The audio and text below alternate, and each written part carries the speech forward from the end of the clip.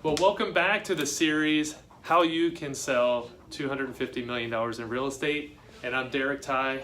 And today we're going to talk about setting big goals. So the first thing we're going to talk about in setting goals is, what are big goals? Well, they come from your big why. So if you were part of the last class, we talked extensively about what is your big why. And so today we're going to talk a little bit more about defining big goals. So first of all, I believe that they are ambitious, that they should make you like wet your pants. You're so like, gosh, can I really achieve this? So if you can imagine something that is so big, such a big goal. Now, maybe your goal was to sell $10 million this year in real estate. Maybe your goal would be selling $20 million in real estate. Maybe your goal was to sell one listing this month. Whatever that goal is, I want you to think of it bigger, like double it. Is that even possible? The next thing you should do is think about when you tell somebody about your big goal, it's so big that they may even laugh at you. I mean, that sounds crazy, right? But I heard once from somebody that they would keep upping their goals and telling people until literally they got an actual audible laughter out of that person.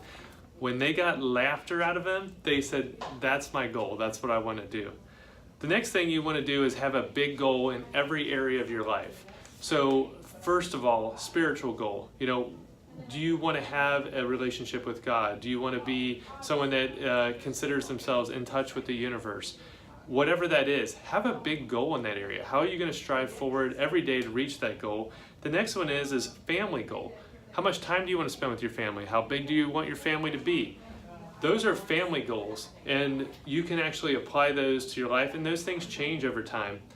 Next is friends goal. I like to actually set a goal so that I spend a certain amount of quality time with my friends. I feel like the busier and busier we get as a society, we stop spending time with the people that we really like to be around. And I always say to my friends, friends are like the family you choose. So have a goal with your friends. How much time do you want to spend? Do you want to do a once a month outing? What does that look like? So let's talk about business goals. Business goals, that's probably the reason why you're here, right? You want to start this real estate company. You want to take your real estate career to the next level. So my point to you is that you need to have big business goals. But a business goal and a career goal might even be two separate things. Your business goal might be to own a real estate company or to have rental properties. Your career goal might be specifically, I want to sell so many units and homes this year. But you need a clear goal on what that is before we can finish the rest of these classes. Also, you need a health goal. Personally, I every day make a declaration to the world that I want to be healthy and happy, and I actually set very specific health goals for myself. I want to make sure that I'm actively exercising or training at least 3 times a week. I want to make sure that I'm eating a ketogenic diet every day, and to me that's what I found to be the most optimizing way for me to get my mind and my body right. And we're going to do a future class on getting your mind and body right as well. Finally, you want to get a financial goal set up. So to me, I want to retire from having to work in the next few years. I've got that very specific financial goal. And so all my businesses and my residential real estate practice, the companies I own, the rental properties, my wife's company, they're all going toward that same goal of making sure that that happens. That's my financial goal. So next we're going to be talking about what's important to you. Your goals and my goals are going to be two separate things, right? So my point to you is I want to make sure that you're setting goals that someone else isn't setting for you. If you're an employee at a company, you know what I'm talking about. Your boss or the company or the board of directors sets goals and you have to hit those goals. I'm talking about a goal for you. Like, what do you really want to do? The next one is for staying true to that goal. So once you've actually set that personal goal, you need to make sure that you are the one that's owning those results, and you're the one that's responsible for that. Next, the goals have to be time sensitive. So it's one thing to say, I want to retire someday, right?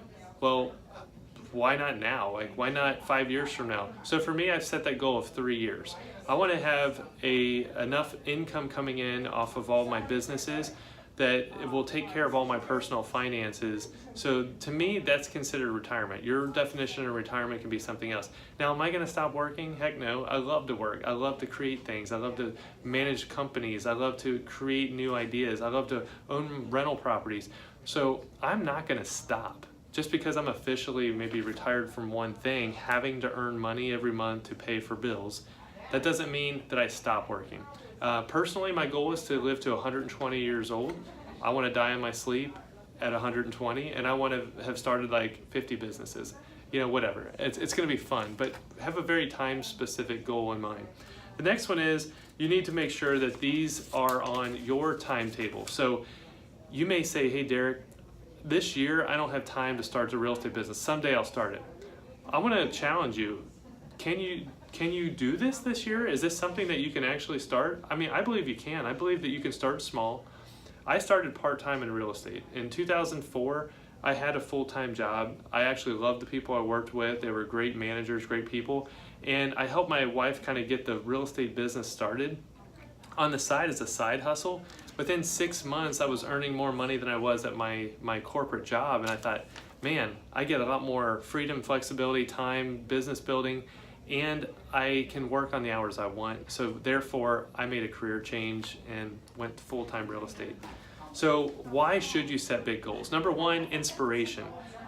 There's a few successful entrepreneurs and leaders in the world that didn't have a big goal and just ended up successful.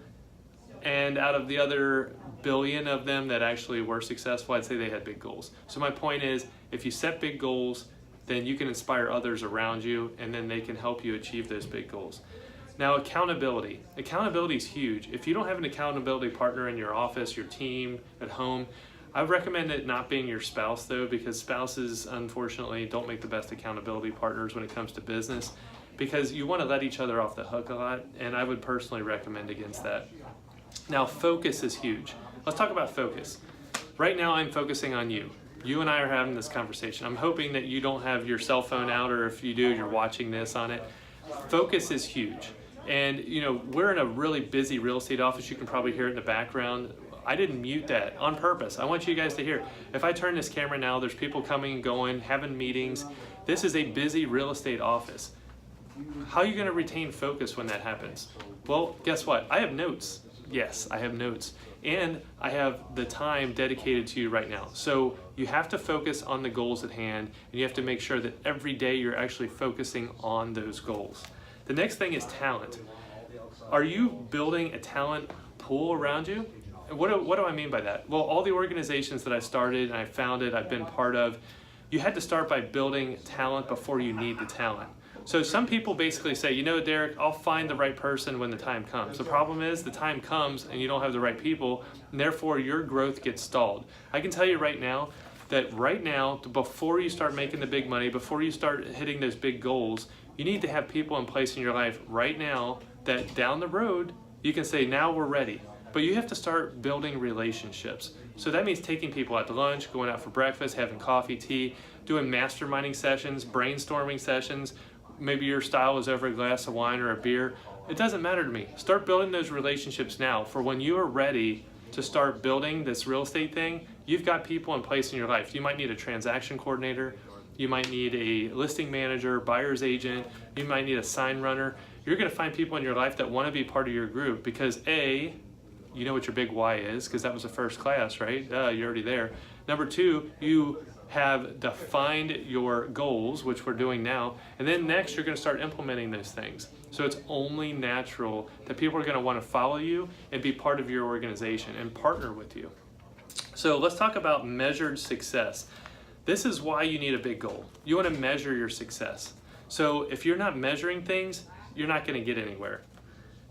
Get out. So I love this one. I wrote myself a note to remind myself. You got to get out of your box. Like, get out of your traditional thinking. Find mentors, leaders, and people that inspire you, and go to conferences. Go to other cities. See how people are doing things. But get out of your comfort zone and get out of your local area.